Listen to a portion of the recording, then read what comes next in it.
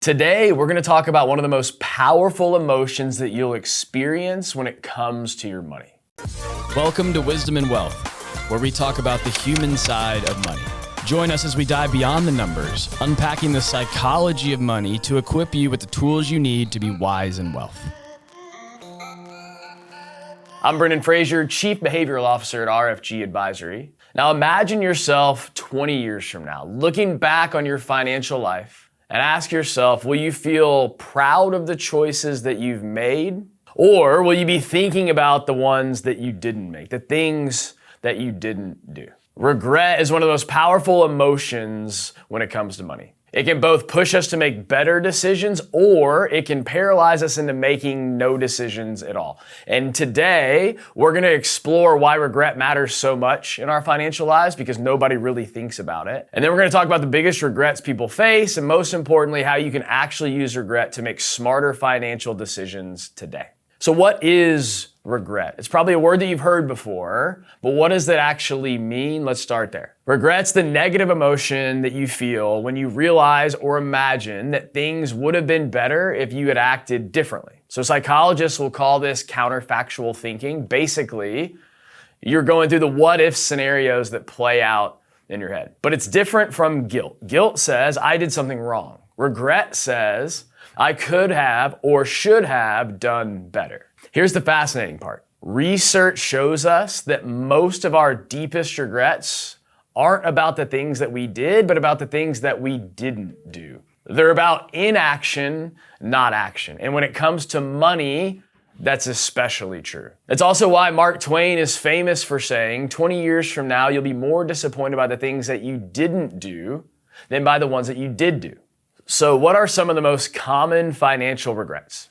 Number one, not saving or investing early enough. This is the classic one, the one that plagues most people, because they look back and they realize that they could have done something, even a small something, a number of years ago. They could have invested in their 20s and let that compound and turn into something much bigger by retirement. But that's one where you look back and you realize you could have done it differently, but there's not a whole lot that you can do now to change it. The second one is overworking at the expense of relationships. Many people regret chasing money and fame and status so hard that they missed out on the time that they could have had with their kids or their spouse, or they even sacrifice their health. That's one that you can still make a decision today to change moving forward. And so is this next one, number three. Overspending on status or stuff in pursuit of trying to get others' approval. The luxury car, the designer clothes, anything that you may have bought because you wanted to look good for somebody else, 10 years, 20 years later, you probably don't even remember them. But if you went outside your means to get them, you likely remember the debt and the stress that they created.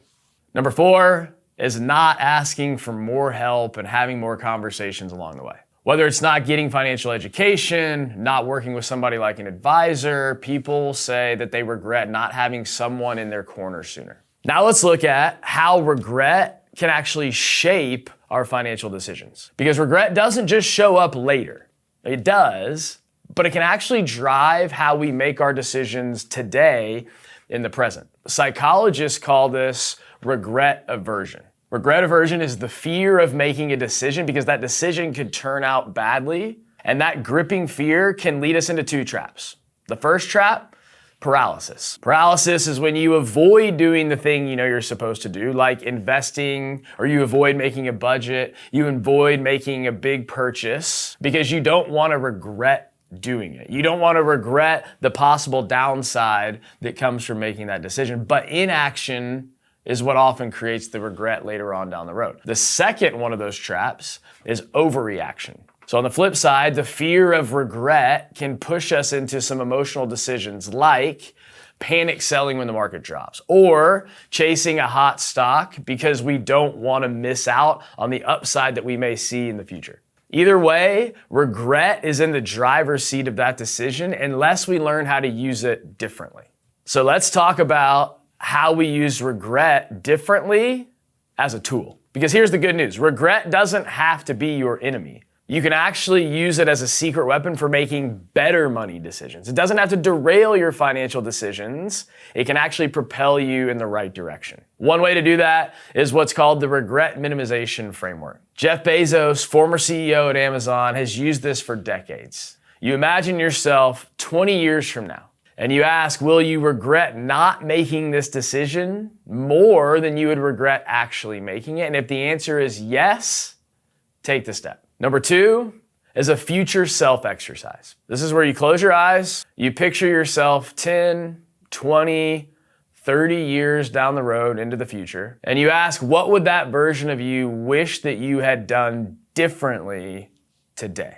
Whatever that is, write it down, and that can become your roadmap for how to make better decisions in the present. Number 3, creating small guardrails. You don't want to let the fear of regret dictate every single decision that you make. We've already talked about why that can be a negative thing. So to help avoid that, you want to create rules or guardrails. For example, like I'm always going to save 15% of my income, or I'm never investing more than 5% in something that's speculative or any one position. It can vary based on your situation, but having guardrails actually frees you from the second guessing you're likely to do later on.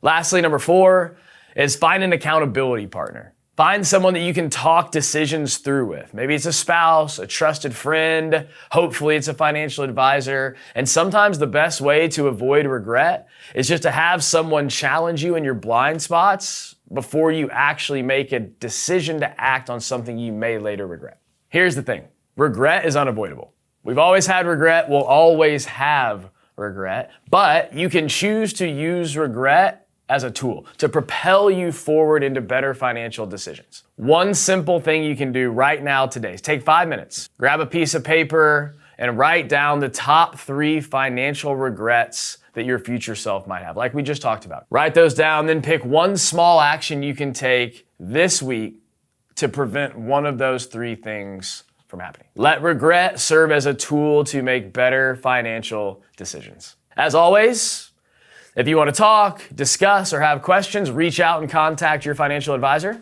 Until next time, stay wise and wealth.